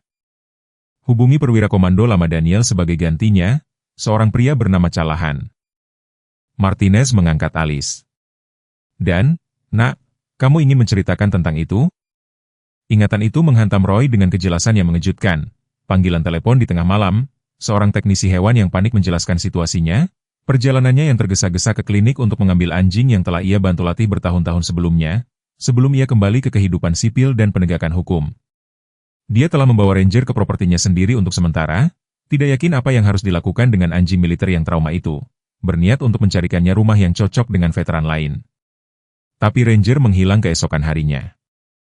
Roy telah mencari selama berminggu-minggu sebelum dengan enggan menyimpulkan anjing itu telah dicuri atau mengalami kecelakaan di wilayah yang tidak dikenalnya. Sekarang, melihat fokus anjing gembala itu yang tak tergoyahkan pada Emma, Roy mengerti Ranger tidak hilang atau dicuri. Dia telah mencari keluarga yang telah ia bersumpah untuk lindungi, untuk anak yang paling membutuhkannya. Ini cerita panjang, kata Roy kepada Martinez, yang masih aku pahami sendiri. Dari dalam tempat perlindungan, suara lemah Emma memanggil, "Sheriff, apakah ibuku baik-baik saja?" "Dia akan baik-baik saja," jawab Ray, berharap itu bukan kebohongan. "Istirahat sekarang. Bantuan akan datang." Saat sinar matahari pertama akhirnya menembus awan, menerangi jurang dengan cahaya keemasan, Ray Callahan menyaksikan reuni yang tidak mungkin antara seorang gadis dan anjingnya dan merasakan gejolak pertama dari apa yang mungkin menjadi harapan. Beberapa hal, tampaknya, lebih kuat dari pengabaian. Beberapa ikatan tidak dapat diputuskan, bahkan oleh pengkhianatan, atau waktu atau hutan belantara yang luas yang hampir merenggut mereka semua. Tim evakuasi medis tiba dengan efisiensi yang terlatih, jaket kuning cerah mereka, kontras dengan warna hijau dan coklat hutan yang redup. Emma Parker berbaring di atas papan belakang khusus, tubuh kecilnya hampir tertelan oleh selimut termal yang melilitnya erat-erat. Sebuah infus menjulur dari lengannya, mengantarkan cairan dan obat-obatan untuk mengatasi hipotermia yang telah membuat bibirnya membiru dan jari-jarinya menjadi ungu belang. Ranger menolak untuk meninggalkan sisinya, menggeram pelan di tenggorokannya ketika seorang paramedis yang bermaksud baik mencoba menjauhkannya dari tandu. Hanya ketika tangan Emma yang gemetar terulur untuk menyentuh kepalanya, anjing gembala itu mengalah, membiarkan tim medis bekerja, sambil mempertahankan pengawasannya yang waspada dari jarak beberapa inci. Belum pernah melihat yang seperti ini, gumam paramedis pemimpin, seorang veteran bernama Collins yang telah bekerja di bidang pencarian dan penyelamatan di Kabupaten Pinerove selama 20 tahun. Anjing itu seharusnya kelelahan, lapar, tetapi dia bahkan tidak mau minum air sampai kita merawatnya terlebih dahulu. Ray Callahan berdiri di dekatnya, pakaiannya yang basah kuyup karena hujan menempel tidak nyaman di tubuhnya yang lelah. Dia dilatih militer, detail perlindungan. Tetap saja, Collins menggelengkan kepalanya dengan heran. Kesetiaan semacam itu sesuatu yang lain. Saat tim menyiapkan Emma untuk diangkut ke atas jurang yang curam, Roy berlutut di sampingnya. Mata gadis itu berkaca-kaca karena kelelahan dan obat-obatan, tetapi mereka fokus padanya dengan kejelasan yang mengejutkan. "Sheriff," bisiknya, "aku perlu memberitahumu sesuatu tentang apa yang terjadi. Kamu tidak harus melakukan ini sekarang, Emma. Kamu aman. Itu yang penting. Tolong." Jari-jarinya mencengkeram lemah lengan bajunya. "Aku perlu mengatakannya selagi aku masih ingat semuanya." Ray mengangguk, memberi isyarat kepada Collins untuk memberi mereka waktu sejenak. Dia mendekat, menyadari napas gadis itu yang berat. "Ibu tidak hanya meninggalkanku," kata Emma, suaranya terdengar cukup stabil meskipun kondisinya. "Dia ingin aku mengerti mengapa." Rasa dingin yang tidak ada hubungannya dengan udara hutan yang lembab merayapi tulang belakang Ray. "Apa maksudmu?" Dia berbicara sepanjang perjalanan tentang betapa sulitnya segalanya setelah ayah meninggal. Tentang bagaimana dia tidak bisa tidur karena dia takut aku akan membutuhkan sesuatu di malam hari. Tentang bagaimana orang-orang berhenti mengundangnya ke tempat-tempat karena terlalu merepotkan untuk mengakomodasi kursi rodaku. Pandangan Emma beralih melewati Roy ke kanopi pepohonan di atas. "Dia bilang dia mencintaiku, tetapi dia tidak bisa menjadi ibuku lagi. Bahwa Frank lebih membutuhkannya sekarang. Rahang Roy menegang mendengar nama Frank Mercer, tetapi dia tetap memasang ekspresi netral. Emma, ibumu sakit parah. Dia tidak berpikir jernih. Dia tampak jernih bagiku. Setetes air mata mengalir di pipi pucat Emma. Dia membantuku keluar dari mobil, meletakkan tas perlengkapan daruratku di sampingku, mengatakan dia menyesal. Suara gadis itu turun menjadi bisikan. Lalu dia mengatakan hal yang paling aneh. Dia berkata, Ranger akan menemukanmu. Dia selalu melakukannya. Roy mengerutkan kening. Tapi Ranger sudah pergi selama berbulan-bulan saat itu. Ibumu memberitahu semua orang bahwa dia telah memberikannya. Aku tahu. Itu sebabnya itu sangat aneh. Mata Emma menemukan matanya lagi. Sheriff, aku pikir dia tahu dia ada di luar sana di suatu tempat. Aku pikir sebagian dari dirinya percaya dia akan menyelamatkanku. Bahkan ketika dia tidak bisa. Implikasi dari kata-kata Emma bergejolak di perut Ray. Apakah pikiran Diane yang hancur entah bagaimana meyakinkannya bahwa meninggalkan putrinya dibenarkan karena Ranger akan menemukannya? Apakah ini bentuk bunuh diri dengan perwakilan yang rumit dan bengkok, di mana dia mengharapkan Emma mati tetapi perlu membuat narasi di mana itu tidak sepenuhnya kesalahannya? Atau lebih buruk lagi, apakah dia tahu persis apa yang dia lakukan, mengandalkan kesetiaan anjing itu untuk menghindarkannya dari tuduhan pembunuhan? Sebelum Ray dapat memproses kemungkinan-kemungkinan yang mengganggu ini, sebuah keributan dari atas menarik perhatiannya. Suara Martinez memanggil dari tepi jurang, Sheriff, kita punya masalah. Coyote, setidaknya 3 dari mereka. Berputar-putar sekitar 50 meter. Roy melirik Ranger, yang telah menegang, telinganya tegak ke depan, geraman rendah terbentuk di dadanya. Perhatian anjing gembala itu tertuju pada dinding jurang di sebelah kanan mereka, di mana cahaya pagi belum menembus bayangan. Berapa lama sampai kita bisa memindahkannya? Roy bertanya kepada Collins. 5 menit minimal. Kita perlu menstabilkannya sebelum kita mencoba memanjat. Roy menghunus senjatanya, memindai pepohonan. Coyote biasanya tidak mendekati manusia, terutama kelompok mereka, tetapi hewan-hewan ini telah selamat dari musim dingin yang brutal. Rasa lapar membuat predator berani dan aroma darah dari goresan dan luka Emma mungkin telah menarik mereka masuk. Tetap bersamanya, Roy menginstruksikan Collins. Martinez, pertahankan posisimu di atas. Aku akan memastikan rute kita keluar tetap aman. Dia menjauh dari tim medis, berputar menuju area di mana perhatian Ranger terfokus. Tanah di sini berlumpur, cahaya pagi hari nyaris tidak menembus dedaunan yang lebat. Roy bergerak dengan hati-hati. Setiap langkah disengaja, di medan yang berbahaya. Kilatan gerakan menarik perhatiannya, bentuk abu-abu, coklat menyelinap di antara pepohonan, sekitar 30 meter jauhnya, lalu yang lain lebih dekat. Coyote bekerja sebagai tim, satu menarik perhatian sementara yang lain bergerak untuk mengapit mangsanya.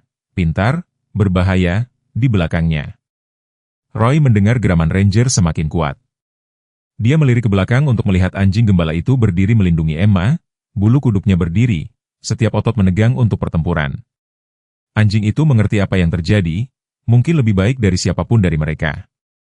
Serangkaian lolongan bergema di seluruh jurang, Coyote berkomunikasi, berkoordinasi. Roy mengangkat senjatanya, tidak ingin menembak kecuali benar-benar diperlukan. Tembakan mungkin memicu respons panik, menyebabkan kawanan itu menyerang daripada mundur.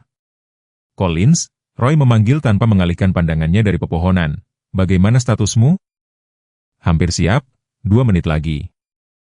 2 menit bisa menjadi keabadian ketika menghadapi predator. Roy mengambil selangkah mundur, ingin tetap berada di antara Coyote dan tim medis. Kakinya tersandung akar yang tersembunyi, membuatnya terhuyung berlutut. Tangan bersenjatanya terciprat ke dalam genangan lumpur, memerciki senjata itu. Momen kerentanan itu adalah semua yang dibutuhkan Coyote pemimpin. Ia menerjang dari semak-semak, makhluk yang kurus dan putus asa dengan tulang rusuk terlihat di bawah bulunya yang basah. 2 lagi mengikuti, berkumpul dari sudut yang berbeda. Ray mengangkat senjatanya yang licin karena lumpur, tahu dia mungkin hanya mendapatkan 1 tembakan sebelum hewan-hewan itu menyerangnya. Tapi sebelum dia bisa menembak, kabur berwarna coklat dan hitam melesat melewatinya. Ranger, meninggalkan posnya di dekat Emma untuk mencegat ancaman, anjing gembala itu menabrak Coyote pemimpin dengan kekuatan palu godam, ukuran dan beratnya yang lebih besar menjatuhkan hewan yang lebih kecil itu. Dua coyote yang tersisa berhenti mendadak, terkejut dengan kemunculan tiba-tiba lawan yang tangguh. Apa yang terjadi selanjutnya adalah pusaran geraman, rahang yang menyentak, dan tubuh yang menggelepar, saat Ranger menyerang ketiga coyote secara bersamaan. Pelatihan militernya terbukti dalam setiap gerakan yang diperhitungkan, dia tidak membuang energi untuk perkelahian yang berkepanjangan, melainkan menggunakan serangan cepat dan terarah untuk mendorong para predator itu kembali.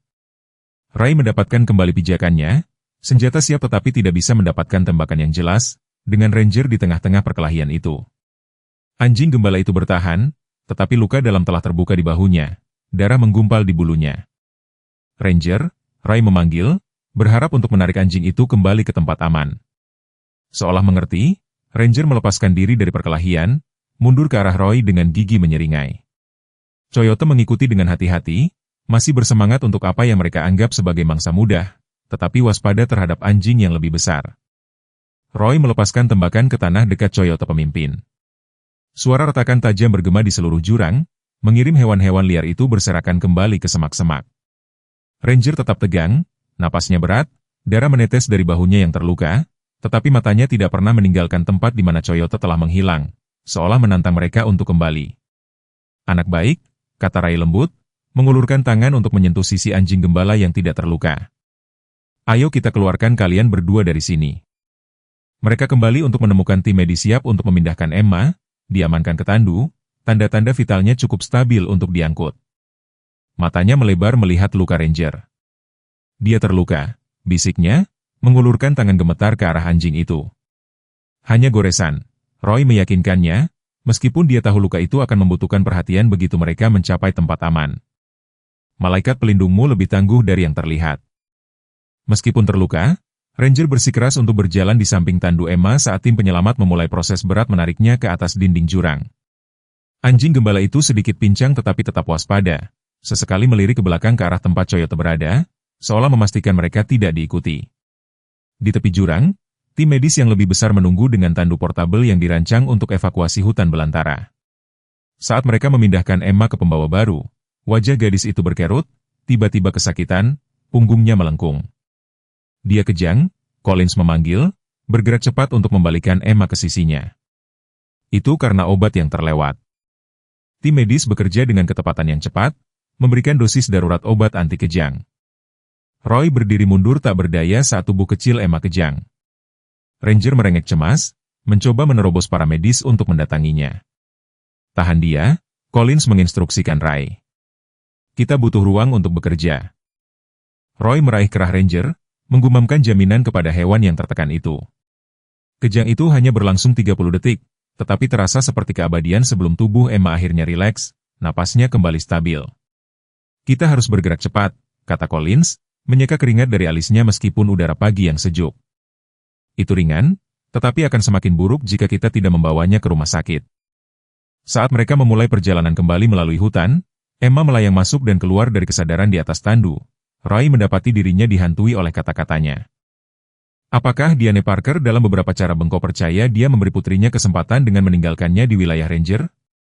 Apakah pikiran yang hancur oleh kesedihan dan kelelahan, entah bagaimana meyakinkan dirinya sendiri bahwa ini adalah tindakan belas kasihan daripada kekejaman?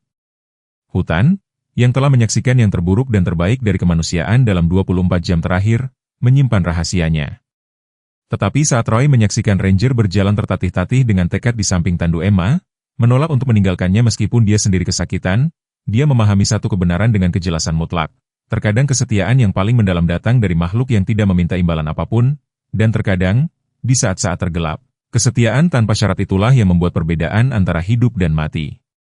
Dentuman ritmis monitor medis memberikan kontrapoin yang stabil untuk percakapan hening di koridor di luar kamar rumah sakit Emma Parker. 3 hari telah berlalu sejak penyelamatannya dari jurang iblis, dan saya pediatrik Rumah Sakit Kabupaten Pinnerove telah menjadi pusat komando dadakan bagi staf medis dan penegak hukum. Roy Callahan berdiri di jendela kamar Emma mengawasi gadis itu tidur. Pucatnya hipotermia akhirnya memudar dari kulitnya, digantikan oleh kemerahan pemulihan yang lebih sehat. Di samping tempat tidurnya, meringkuk di atas selimut yang disetujui khusus, berbaring Ranger. Bahu anjing gembala itu diperban di tempat dokter hewan telah menjahit lukanya, tetapi matanya yang waspada mengikuti setiap gerakan staf medis yang memasuki ruangan. Dr. Eleanor Winters mendekat, sepatu ortopedinya berdecit pelan di lantai yang dipoles. Pada usia 73 tahun, dia bergerak lebih lambat daripada di masa mudanya, tetapi pikirannya tetap setajam silet, mata birunya tidak melewatkan apapun saat menyapu anak yang sedang tidur itu.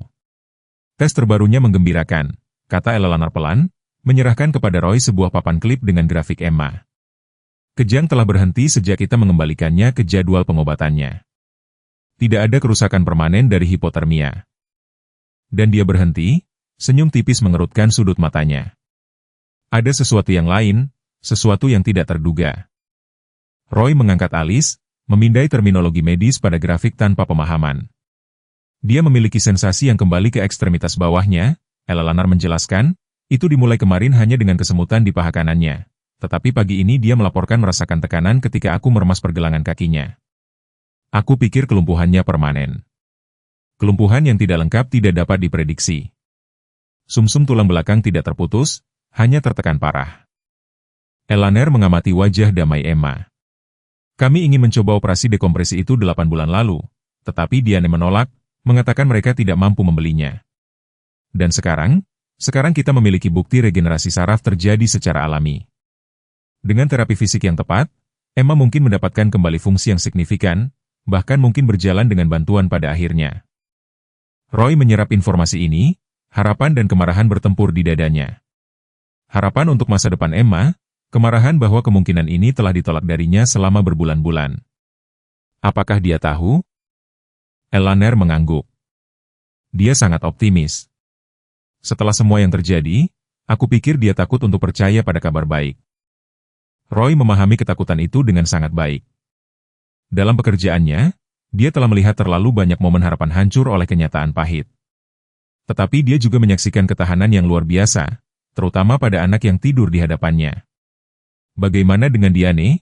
Tanyanya, berbalik dari jendela. Adakah perubahan? Ekspresi Eleanor berubah muram. Psikiater daerah mendiagnosisnya dengan depresi berat dan gangguan stres pasca trauma. Dia masih hampir tidak berbicara, kecuali untuk menanyakan tentang Emma dan Frank. Rahang Roy menegang mendengar nama Frank Mercer. Pria itu telah ditangkap sehari sebelumnya setelah penggeledahan kabinnya mengungkapkan bukti yang membuat bahkan deputi yang paling berpengalaman pun merasa ngeri. Sebuah jurnal yang merinci penyelamatannya terhadap wanita-wanita rentan, metodenya untuk mengisolasi mereka dari sistem pendukung, tekniknya untuk apa yang dia sebut rekonstruksi psikologis. Diane Parker bukan korban pertamanya, hanya yang terbaru dalam pola yang membentang lebih dari 1 dekade di 3 negara bagian. Apakah dia sudah diberitahu tentang penangkapan Frank? Ya. Meskipun aku tidak yakin dia sepenuhnya memahaminya. Dia terus bersikeras dia perlu menjelaskan kepadanya mengapa dia kembali ke hutan malam itu. Kepala Ray terangkat. Apa yang kamu katakan tentang Frank? Dia ditahan tanpa jaminan menunggu persidangan. Tidak, tentang Diane kembali ke hutan. Eleanor tampak bingung. Kamu tidak tahu? Menurut pernyataannya kepada psikiater, Diane kembali ke hutan sekitar 3 jam setelah meninggalkan Emma, mengatakan dia tidak bisa melanjutkannya, bahwa dia kembali ke tempat yang tepat, tetapi Emma sudah pergi. Dia berasumsi, dokter tua itu berhenti. Dia berasumsi hewan telah mendatanginya. Itulah mengapa dia memberitahu semua orang bahwa Emma telah meninggal dengan tenang. Ray merasa seolah-olah lantai telah bergeser di bawah kakinya. Informasi baru ini melemparkan segala sesuatu dalam sudut pandang yang berbeda. Bukan pengampunan lengkap untuk Diane, dia masih meninggalkan anaknya di hutan belantara, tetapi bukti bahwa naluri keibuan telah berjuang melalui kabut depresi dan manipulasi. Apakah Emma tahu ini? Eleanor menggelengkan kepalanya. Aku pikir yang terbaik adalah menunggu. Trauma psikologis pengabaian masih segar. Mempelajari bahwa ibunya kembali mungkin menciptakan emosi yang membingungkan, kelegaan bercampur dengan luka yang lebih dalam, bahwa Diane tidak mencari lebih keras, tidak segera meminta bantuan. Dari tempat tidur rumah sakit terdengar suara kecil, mengejutkan mereka berdua. Aku masih ingin tahu. Emma sudah bangun, mata coklatnya muram di wajahnya yang pucat. Kepala Ranger terangkat segera, telinganya tegak ke arah anak yang diasuhnya. Seberapa banyak yang kamu dengar, nak? Roy bertanya dengan lembut. Cukup, jari-jari Emma terjerat di bulu Ranger, mencari kenyamanan dari kehadirannya yang kokoh. Ibu kembali untukku. Eleanor bergerak ke sisi tempat tidur, menyesuaikan bantal Emma dengan tangan yang terlatih. Dia melakukannya, tetapi saat itu kamu sudah pindah dari tempat dia meninggalkanmu. Karena hujan, kata Emma pelan. Tanah mulai berubah menjadi lumpur. Aku menyeret diriku ke arah pepohonan. Pandangannya beralih ke Ranger. Saat itulah dia menemukanku. Dia membantuku mencapai jurang di mana lebih kering. Roy kagum lagi pada akal gadis itu, penceritaannya yang tenang tentang apa yang pasti merupakan jam-jam yang menakutkan. Emma, katanya hati-hati, bagaimana perasaanmu tentang melihat ibumu? Dia di sini di rumah sakit, di sayap psikiatri. Ketakutan melintas di wajah Emma, dengan cepat digantikan oleh sesuatu yang lebih kompleks. Kehati-hatian bercampur dengan kerinduan. Apakah dia masih bersama Frank? Tidak, Frank ada di penjara. Dia tidak akan bisa menyakiti kalian berdua lagi. Emma terdiam sejenak, jari-jarinya mengelus kepala Ranger secara ritmis. Anjing gembala itu mengawasi wajahnya dengan perhatian yang hampir manusiawi. Aku pikir aku ingin melihatnya, akhirnya dia berkata, tidak hari ini, tapi segera, ketika aku lebih kuat. Dia menatap Roy, kerentanan dalam ekspresinya yang membuat hatinya sakit. Maukah kamu ikut denganku ketika aku melakukannya? Tentu saja aku mau, janjinya. Apapun yang kamu butuhkan. Ketukan ringan di pintu mendahului masuknya Deputi Martinez, ekspresinya muram di bawah senyum hati-hati untuk Emma. Sheriff, bisakah aku berbicara denganmu sebentar? Roy permisi, mengikuti Martinez ke koridor. Apa yang kamu dapatkan? Kami selesai memproses kabin Frank Mercer.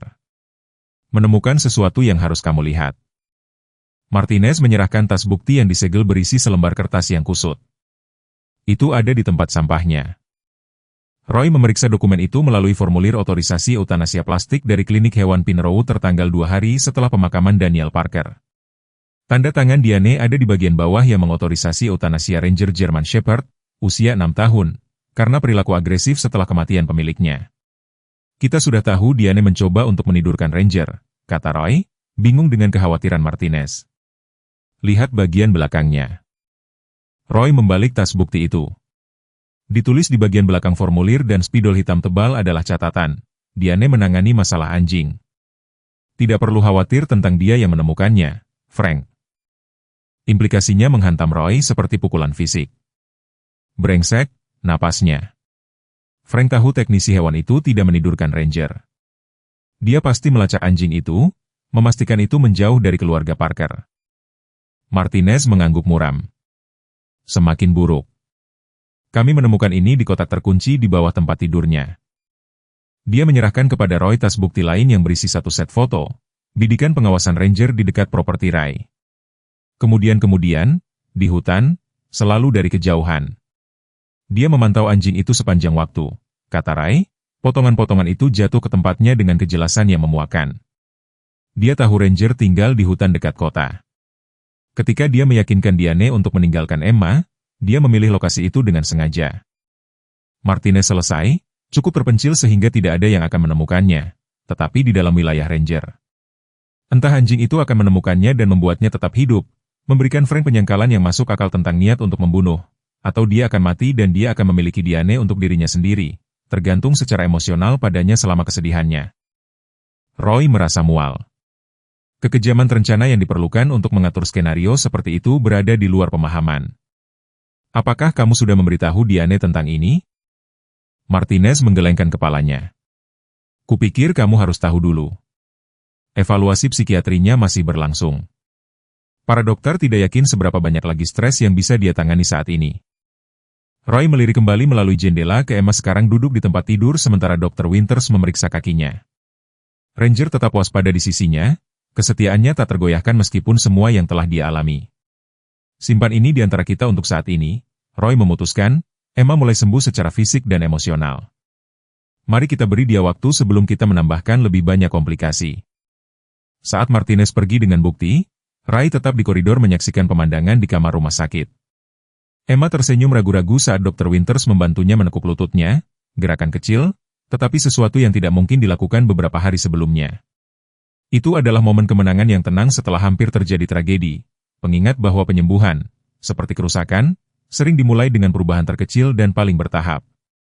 Dan terkadang, Ray merenung, melihat anjing gembala setia yang telah menentang semua rintangan untuk menyelamatkan manusianya, cinta yang paling mendalam datang dari sumber yang paling tidak terduga. Terkadang keluarga bukanlah orang yang kamu lahirkan, tetapi siapa yang Tuhan kirimkan ketika kamu paling membutuhkannya. Kata-kata Ibu Roy Callahan bergema di benaknya saat dia berdiri di beranda rumah ranch-nya menyaksikan matahari terbit musim panas melukis langit timur dengan sapuan kuasket air merah muda dan emas. 6 bulan telah berlalu sejak badai yang hampir merenggut nyawa Emma Parker. 6 bulan penyembuhan, penyesuaian, dan awal baru yang tak terduga. Uap mengepul dari cangkir kopinya, bercampur dengan kabut pagi yang masih melekat di padang rumput di sekitar rumah pertanian Callahan yang lama. Pada usia 58 tahun, Roy tidak pernah membayangkan dirinya sebagai wali untuk seorang gadis berusia 12 tahun. Kehidupannya sebagai Sheriff Pine Grove selalu tampak cukup, rutinitas tenang penegakan hukum kota kecil, diselingi oleh krisis sesekali yang menguji pelatihannya, tetapi jarang hatinya. Sekarang, pintu kulkasnya menampilkan gambar krayon dan jadwal sekolah. Kamar tidur tamunya, yang selama bertahun-tahun tidak terpakai kecuali untuk teman berburu sesekali, telah berubah dengan tempat tidur warna-warni dan rak buku yang penuh dengan novel dan buku sketsa. Pantrinya berisi sereal manis yang tidak akan pernah dia beli untuk dirinya sendiri dan makanan soliter yang biasa dia santap telah menjadi percakapan animasi tentang proyek sekolah dan tonggak fisioterapi. Pintu kasa berderi di belakangnya, diikuti oleh bunyi khas kuku anjing di atas papan kayu. Ranger muncul, bulunya berkilau sehat di cahaya pagi, torehan di telinganya memberinya penampilan gagah seorang veteran yang teruji dalam pertempuran, yang menurut Roy memang benar adanya. "Selamat pagi, prajurit tua," gumam Ray, meraih untuk menggaruk belakang telinga anjing gembala itu. Dia masih tidur. Mata cerdas Ranger menatapnya, lalu beralih ke jalan masuk tempat debu mengepul dari kendaraan yang mendekat. Postur anjing itu tetap rileks. Siapapun yang datang tidak menimbulkan ancaman. Van transportasi medis daerah terlihat, ket putihnya hampir bercahaya dalam cahaya pagi yang miring. Van itu berhenti di samping truk Roy dan Dr. Eleanor Winters keluar dari sisi penumpang. Rambut peraknya menangkap sinar matahari. "Kamu bangun pagi, Eleanor," panggil Roy, menuruni tangga beranda untuk menyambutnya. "Di usia saya, tidur menjadi pengunjung sesekali daripada teman setiap malam," jawabnya dengan senyum masam. "Selain itu, saya ingin memeriksa pasien favorit saya sebelum pergi ke klinik." Bersama-sama mereka berjalan kembali ke beranda, tempat Ranger telah melanjutkan posisi penjaganya di dekat pintu. "Bagaimana keadaannya?" tanya Eleanor, duduk di salah satu kursi goyang lapuk yang menjadi kebanggaan dan kegembiraan Ibu Ray. "Lebih baik, setiap hari. Mimpi buruknya sekarang tidak terlalu sering. Dan kemarin dia berdiri selama hampir 5 menit hanya dengan penyangga berjalan, tanpa kruk." Kebanggaan menghangatkan suara Ray saat dia menceritakan kemajuan Emma. Regenerasi saraf yang Eleanor deteksi di rumah sakit terus menentang harapan medis. Sementara Emma kemungkinan besar tidak akan pernah mendapatkan kembali fungsi penuh di kakinya. Tekadnya selama fisioterapi telah menghasilkan hasil yang luar biasa dan kunjungan dengan Diane. Nada bicara Eleanor sangat netral, ekspresi Ray menjadi serius, "Masih sulit, tapi Emma bersikeras untuk pergi setiap hari Minggu. Hujan atau cerah, katanya ibunya perlu melihat bahwa dia baik-baik saja, bahkan ketika Diane tidak selalu mengakuinya." Diane Parker tetap di pusat psikiatri Westbrook, perlahan-lahan muncul dari kabut depresi dan manipulasi yang berpuncak pada malam yang mengerikan di hutan itu. Persidangan Frank Mercer telah mengungkapkan sepenuhnya tingkat pelecehan psikologisnya, bagaimana dia secara sistematis mengisolasi Diane, mengeksploitasi kesedihan dan kelelahannya dan secara bertahap meyakinkannya bahwa Emma adalah beban yang terlalu berat untuk ditanggung. Jaksa wilayah telah mempertimbangkan untuk menuntut Diane sebagai kaki tangan, tetapi Roy telah membela dengan gigi atas namanya, dengan alasan bahwa dia sama-sama menjadi korban Mercer seperti Emma.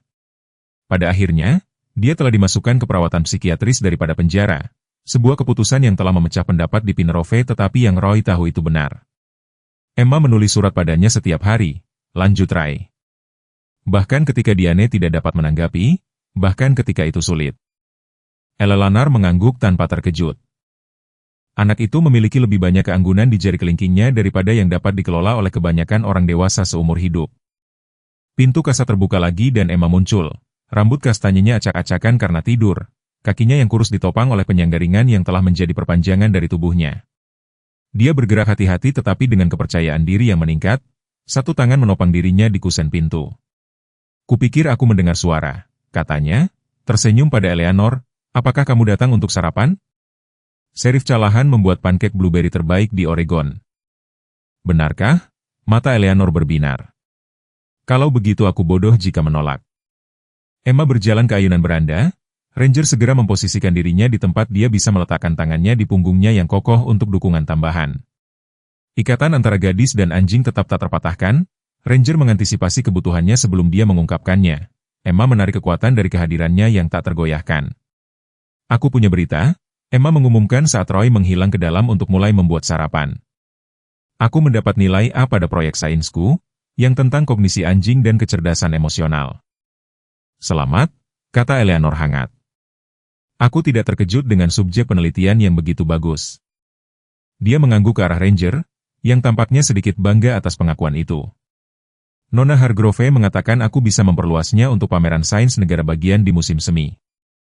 Mata Emma berbinar dengan kegembiraan. Dan aku mulai menggambar yang baru kemarin. Ini untuk ibu.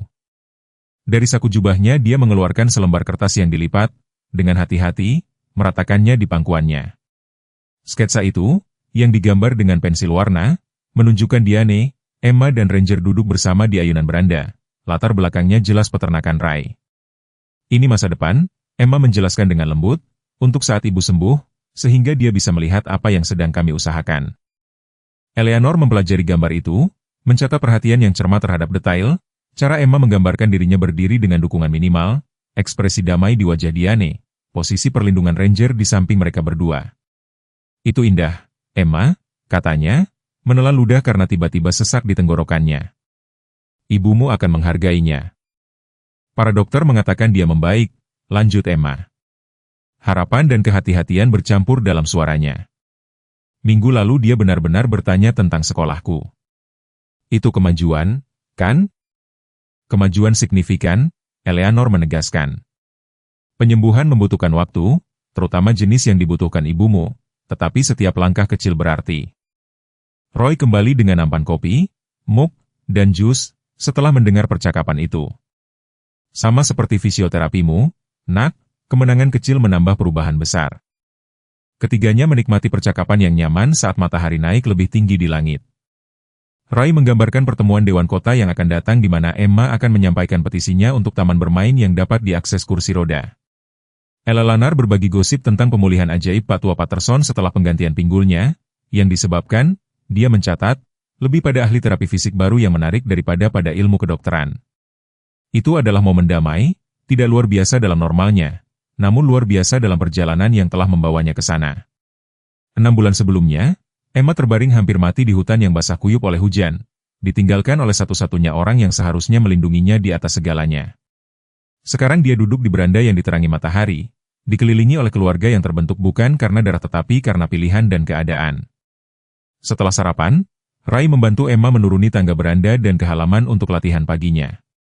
Eleanor menyaksikan gadis itu, dengan Ranger di sisinya dan Ray beberapa langkah di depan, dengan hati-hati menavigasi jalan di sekitar taman. Setiap langkah adalah kemenangan, yang diraih dengan susah payah melalui rasa sakit dan kegigihan. Dia akan baik-baik saja, kan? Tanya Ray pelan ketika dia bergabung kembali dengan Eleanor di beranda.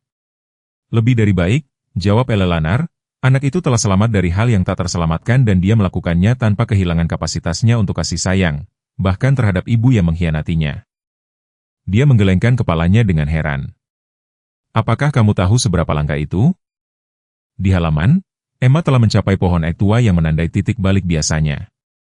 Alih-alih berputar kembali, dia memanggil Roy, kegembiraan dalam suaranya, aku ingin mencoba pergi ke pagar hari ini. Roy bergerak untuk bergabung dengannya, siap untuk mendukung jika diperlukan, tetapi memberinya ruang untuk mencoba jarak yang lebih jauh. Ranger berlari di sisinya, tubuhnya diposisikan secara halus untuk menopangnya jika dia tersandung. Kadang-kadang aku berpikir anjing itu mengerti lebih dari kebanyakan manusia, amati Eleanor. Tidak ada keraguan dalam pikiran saya, Ray setuju. Daniel dulu mengatakan Ranger bisa membaca jiwa seseorang. Kupikir itu hanya omongan tentara saat itu.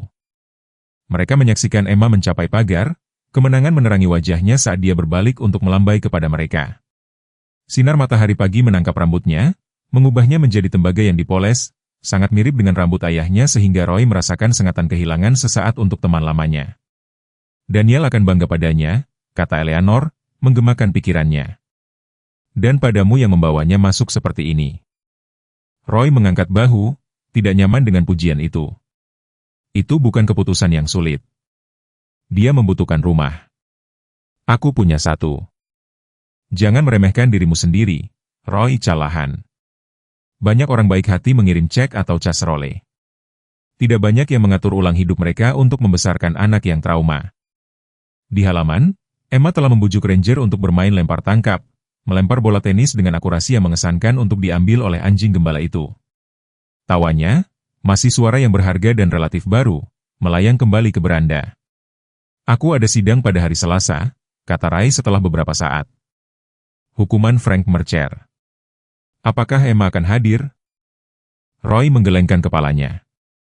Dia telah menulis pernyataan untuk hakim, tetapi kami sepakat dia tidak perlu berada di sana secara langsung. Beberapa hantu lebih baik dibiarkan tidak terganggu. Eleanor mengangguk setuju. Dan Diane, dokternya berpikir itu akan terlalu mengganggu pada tahap ini, tetapi dia telah menyerahkan pernyataannya sendiri. Jaksa mengatakan itu kuat, mengisi banyak celah tentang bagaimana Mercer beroperasi. Percakapan terhenti ketika Emma memanggil Roy untuk menyaksikan pencapaian baru, berdiri tanpa bantuan selama 30 detik penuh, lengan terentang untuk keseimbangan, tekad terukir di wajahnya yang muda. Itu gadisku, balas Ray, kebanggaan tak terkendali dalam suaranya. Kamu akan berlari berputar-putar di sekitar orang tua ini sebelum Natal. Saat Emma melanjutkan latihannya, Eleanor bangkit untuk pergi, radang sendinya memprotes setelah 1 jam di kursi goyang. Kamu telah membuat kehidupan yang baik di sini, kalian bertiga, amatinya. Dari malam tergelap hingga ini, itu sesuatu yang mendekati keajaiban. Roy mengantarnya ke mobilnya, berhenti untuk melihat kembali pemandangan gadis dan anjing yang bekerja bersama di bawah sinar matahari yang belang-belang. Ibuku dulu mengatakan bahwa kadang-kadang keluarga bukanlah orang yang dilahirkan, tetapi siapa yang Tuhan kirim ketika kamu paling membutuhkannya. Dia tersenyum sedikit, butuh waktu hampir 60 tahun untuk memahami apa yang dia maksud. Eleanor meremas lengannya dengan lembut. Beberapa pelajaran sepadan dengan penantiannya. Saat dia pergi, Roy kembali ke halaman tempat Emma menunggu. Wajahnya memerah karena tenaga dan pencapaian.